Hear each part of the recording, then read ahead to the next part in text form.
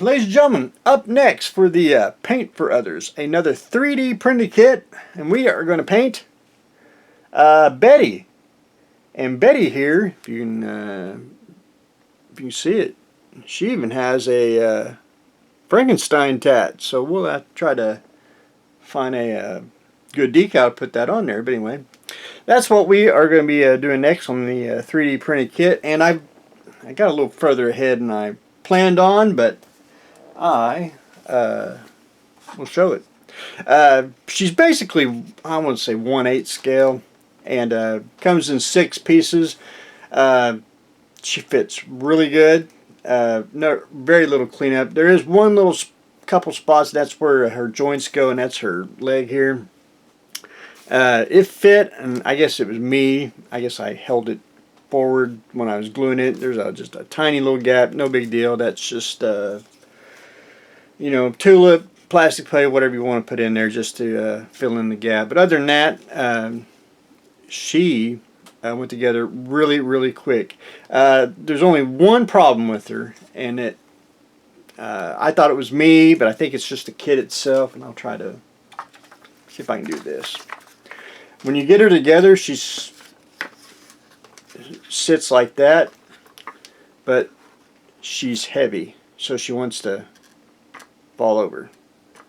If you get her at an angle, you know, she's fine. But she's going to be a type of kit where once you get her, you'll have to basically permanently attach her to a base. But otherwise, she wants to fall back. She's just a little top heavy. But that's the only flaw that I see with it. Other than that, I think it's pretty darn slick. I got a little primer on her. I wanted to show the detail on her. And she is, I think, one of the coolest 3D print kits I've seen so far. But anyway, that's where I am on her. I wanted to show that. She does come in a translucent color. You might be able to see some of that. You know, it doesn't really matter. You know, you're still going to paint it. But anyway, I got a little more just a little tulip got put in, and I need to shoot her one more time with primer. Just let her sit, and then we're going to start with the base coat, which will be to my flesh, and get her started painting up. Anyway, very cool. Never painted a Betty, never owned a Betty either, so that's almost a twofer here. Maybe we are starting Betty. The Churchill. Last I left off on that, I got all the metal track on, and if you ever put metal track on, it gives it a lot of weight. You will notice it's a paperweight when you pick it up. One thing I want to mention here that I never really mentioned, and I preach style, especially in painting. You know, how you paint a model, also how you build a model. And that's on track. And one thing on track that I like to do is, you know, most track is pretty straight, but on some track I like to put a little, not make it crooked, but little dents and things, waves.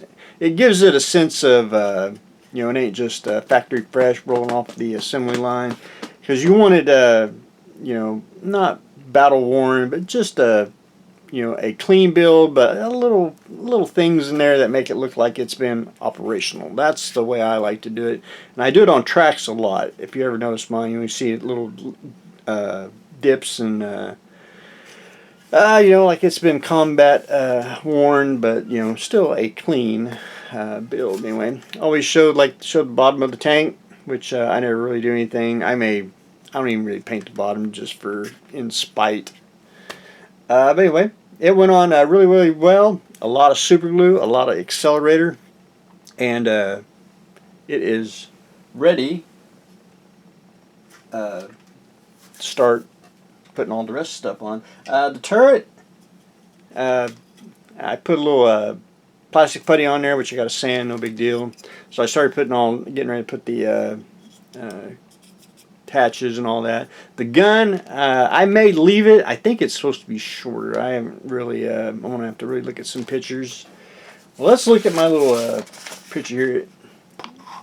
It may be, it's maybe a tad shorter than the one you get, but anyway, I may leave it, may not. Just depends on what it looks like. You know, I mean, it's not really that noticeable. You know, the different lengths, and I know it's a different lengths of the gun with the Mark III and the Mark II, but we want to keep it simple. We don't want to trash it up, if you will. But anyway, that's where I am on the Churchill. So, again, with the instruction, we got to go back and forth. I'm basically down putting on the boring hatches, and I got to go in and I got to finish looking and see, like on the sides, if there's hatches or that needs to be filled up and all that good stuff. So anyway, that is where I am on the Churchill. So anyway, that's what I got going on today. We are working on the Churchill, starting Betty, and I'm going to try to do a shut update, but I may have to do it inside the house because we're in the 100s this last week, so it's been need to do a shut update, but I ain't doing it in 100 degrees because we got stuff to talk about, you know. We even got to talk about strippers. But anyway, I'll leave it there. But anyway, that's what I got going on today, so stay tuned for the next exciting episode.